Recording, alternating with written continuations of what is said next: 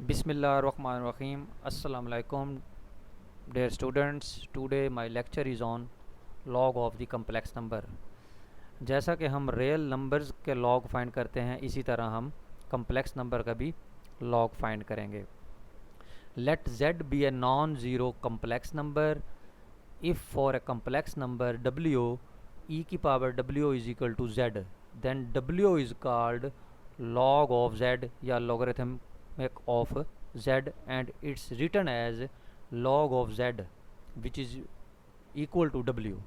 यानी जैसा कि हम रियल नंबर्स का लॉग फाइंड करते हैं तो उसमें भी एज इट इज़ डेफिनेशन होती है कि e की पावर y अगर x के बराबर है तो if and only if y is equal to log of x. Similarly यहाँ भी उसी तरह है, अगर e की पावर w अगर z के बराबर है तो w बराबर हो जाएगा log ऑफ z के. सिंस हम जानते हैं कि e की पावर w जो है नेवर इक्वल टू ज़ीरो, यानी एक्सपोनेंशियल फंक्शन जो होता है उसका आंसर कभी भी ज़ीरो नहीं होता. The complex number zero has no logarithm. इसका मतलब है जैसा कि हम रियल नंबर में जानते हैं कि अगर ज़ीरो का लॉग नहीं डिफ़ाइन, इसी तरीके से कम्प्लेक्स में भी यह है कि ज़ीरो का लॉग हम डिफ़ाइन नहीं कर सकते. Not log zero is not define. तो सपोज़ हम इसकी वैल्यू कैलकुलेट करते हैं, हम फार्मूला बनाते हैं w is equal to u plus iota v. यानी अगर फॉर एग्जांपल अगर हमारा जो w है यानी हमारा जो कम्प्लेक्स नंबर है, अगर हम उसका लॉग फाइंड करेंगे तो आंसर में भी कोई ना कोई कम्प्लेक्स नंबर ही आएगा. तो इसलिए हम उस w को u plus iota v calculate कर लेते हैं. तो z बराबर है e की पावर w. तो e की पावर w की वैल्यू पुट कर दी u प्लस एओटा वी. तो e की पावर u अलग कर लिया, e की पावर एओटा वी अलग कर ली. तो e की पावर एओटा वी जो होता है वो आपके पास आइलर फार्मूला होता है जो कि बराबर होता है cosine v plus iota sine v. तो आपके पास z इसके बराबर है. जब दोनों तरफ हम मॉडुलस लेंगे इसका तो e की u का मॉडुलस अलग हो जाएगा, cosine v plus iota sine v का मॉडुलस अलग हो जाएगा. तो जब इसका मॉडुलस फाइंड करेंगे तो cosine square plus sine square 1 होता है, इसलिए हमारे पास z का जो मॉडुलस है वो u आएगा, e की पावर u आएगा. तो यहाँ से अगर हम u निकालेंगे तो e उधर जाके log बन जाएगा, तो यहाँ से u की वैल्यू निकल आ जाएगी log ऑफ z मॉडुलस, यानी u आपका यानी रियल पार्ट जो है वो ये आ गया. इसी तरीके से जो v होता है आपका वो आर्गूमेंट होता है.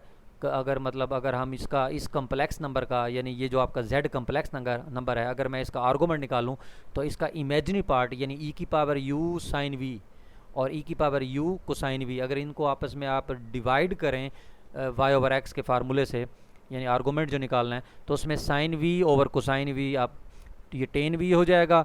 और आर्गूमेंट में होता है tan inverse y over x. तो वो टेन इनवर्स वो और टेन आपस में कैंसिल, तो हमारे पास क्या बचेगा, सिर्फ और सिर्फ v बचेगा. तो आर्गूमेंट ऑफ कम्प्लेक्स नंबर जो है वो v के बराबर है. और v हमारे पास जो है इन जनरल हम जर्नल एंगल्स के मुताबिक हम इसको लिख सकते हैं आर्गूमेंट z प्लस 2kz. यानी ये जर्नल है, अगर मैं k को 0 पुट कर दूं स्मॉलेस्ट वैल्यू ऑफ आर्गूमेंट आएगी तो वो हमारे पास आर्गूमेंट ऑफ z बचेगा. तो आर्गूमेंट पे हम प्रीवियस वीडियो में पढ़ चुके हैं कि आर्गूमेंट पे जो कंडीशंस होती हैं वो उसकी डोमेन होती है कि उसके जो एंगल्स होते हैं वो माइनस पाई और पाई के दरमियान ही रहते हैं, इससे बाहर नहीं जाएंगे, अदरवाइज फंक्शन 1 to 1 नहीं रहेगा.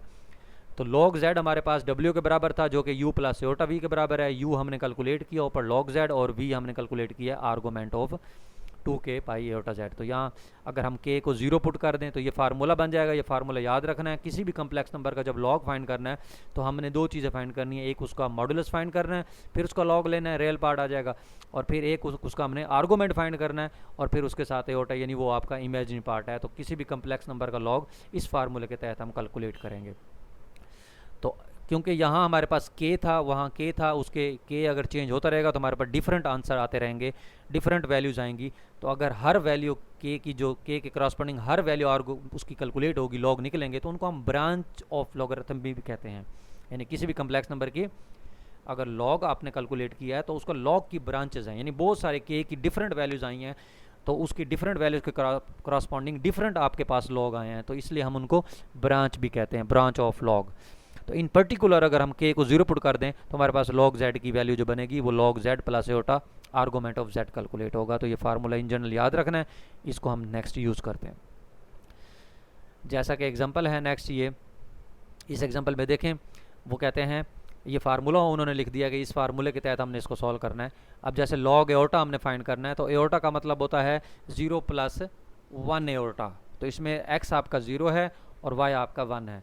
तो उसका इसका जो फार्मूला होगा तो वो होगा लॉग कम्प्लेक्स नंबर का modulus plus iota theta. Theta क्या होता है, tan inverse y over x, तो वाई आपका 1 है, एक्स आपका 0 है, तो टेन इनवर्स 1/0 अनडिफाइंड जो कि 90 एंगल पर है, या वैसे भी देखा जाए तो एओटा जो है वो वाई एक्सिस के ऊपर लाई कर रहा है, तो इसलिए उसका जो आर्गूमेंट होगा वो π/2 होगा। और एओटा का मॉडुलस क्या होता है 1, तो log 1 0 होता है, तो इसलिए इसका आंसर जो आया log एओटा का वो π/2 एओटा आंसर है। इसी तरह हम log -1 फाइंड करेंगे, तो -1 को आप लिख सकते हैं एओटा का स्क्वायर, तो 2 बेस में आ जाएगा log की प्रॉपर्टी से, तो log एओटा हो जाएगा। log एओटा आपने ऊपर कैलकुलेट किया है π/2, तो वो जब यहाँ पुट करेंगे तो हमारे पास 2 से कैंसिल, तो पाई एओटा, यानी log -1 क्या आ गया पाई एओटा। और अगर ऐसे नहीं करना तो आप -1 को लिख सकते हैं -1 + 0 एओटा, और उस वही फार्मूला आप दोबारा लगाकर उसी तरह कैलकुलेट करेंगे जैसे हमने ऊपर कैलकुलेट किया, तो यही आंसर आएगा।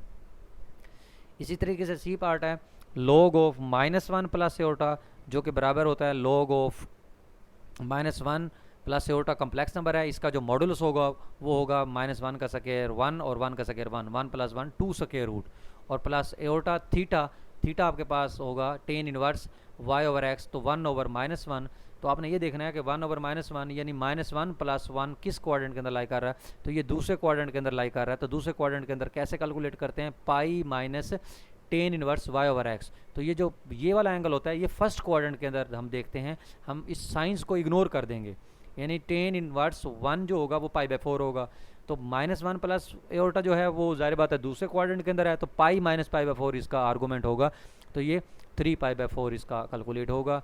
तो इधर से जो 2 स्क्वायर रूट है वो उसकी पावर जो 1/2 है वो हम शुरू में ले आएंगे, तो इसका जो log ऑफ -1 + एओटा जो होगा वो इस तरीके से इसका आंसर आ जाएगा। सिमिलरली आपने इसका भी log कैलकुलेट करना है, इसका भी log देखें -1 - एओटा का विच इज़ इक्वल टू, तो इस कम्प्लेक्स नंबर का मॉडुलस फाइंड किया, उसी तरह 2 स्क्वायर रूट आएगा प्लस एओटा, ये जो एंगल है -1 - एओटा, ये कम्प्लेक्स नंबर थर्ड क्वाड्रेंट के अंदर लाई कर रहा है। अब थर्ड क्वाड्रेंट के अंदर आप देखें तो थर्ड क्वाड्रेंट के अंदर हमारे पास जो जनरल एंगल, आप जनरल एंगल भी यूज़ कर सकते हैं, आप प्रिंसिपल एंगल भी यूज़ करते हैं, तो जनरल एंगल देखेंगे हम जब, तो वो पाई + थीटा होता है। तो 1 देखें तो फर्स्ट क्वाड्रेंट के अंदर π/4 ही एंगल आता है, लेकिन अगर थर्ड क्वाड्रेंट में हम एंगल फाइंड करेंगे तो पाई + π/4 हो जाएगा, तो 1/2 log z + एओटा, पाई + π/4 हो जाएगा, तो 1/2 log 2 + 5 π/4 एओटा, ये इस कम्प्लेक्स नंबर का log कैलकुलेट हो जाएगा। इसी तरीके से आप ये दूसरी एग्जांपल भी देख लीजिएगा, नेक्स्ट और भी हैं इसमें, z = 2 एओटा, इसका भी log फाइंड करना है, माइनस एओटा का log हम पहले फाइंड कर चुके हैं, और इसी तरह z = x का log आप फाइंड कर लें, z = x का, इसी तरीके से आप बाकी किसी भी कम्प्लेक्स नंबर का log आप फाइंड कर सकते हैं, फार्मूला जो है वो यही रहेगा।